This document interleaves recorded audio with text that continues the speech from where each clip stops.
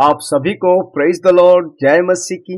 आइए अपने दिन की शुरुआत परमेश्वर के वचन के साथ करें। आज का वचन 2 कुरिन्थियों 5 और उसका 17 पद।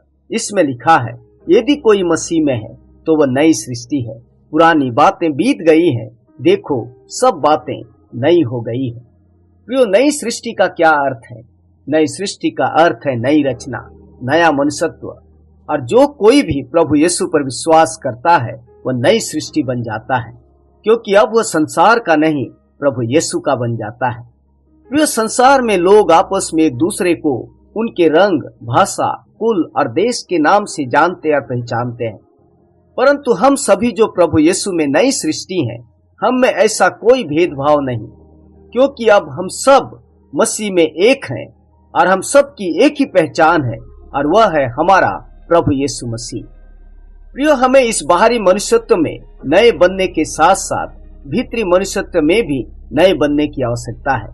हमें यह भी ध्यान रखना है कि जब कोई जन प्रभु यीशु पर विश्वास लाता है और उद्धार पाता है, तो ऐसा नहीं है कि उसके जीवन में सारी पुरानी बुरी आदतें, गंदे विचार और शारीरिक अभिलाषाएं पूर्ण रूप से तुरंत हट जाती है, क्योंकि हो सकता है उद्धार पाने के बाद आज भी कई बुराइयां हमारे जीवन से गई न हो और हम उन पर परमेश्वर की सहायता से जय पाने के लिए प्रयत्नशील हो, क्योंकि हम दिन प्रतिदिन प्रभु में नए जीवन के लिए बदलते जाते हैं।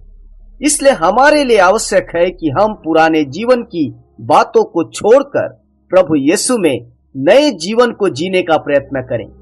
आपसी प्रेम, क्षमा, समानता और करुणा के जीवन को अपनाएं। प्रियो, यह सत्य है कि प्रभु यीशु पर हमारे विश्वास ने हमें नई पहचान दी है। अब हम नई सृष्टि हैं, पुरानी बातें बीत चुकी है। प्रियो, यदि हम प्रभु यीशु में नए बने हैं तो अवश्य है कि हम नए दिखे भी। आपका दिन अच्छा हो। प्रभु आपको आशीष दे। आमीन।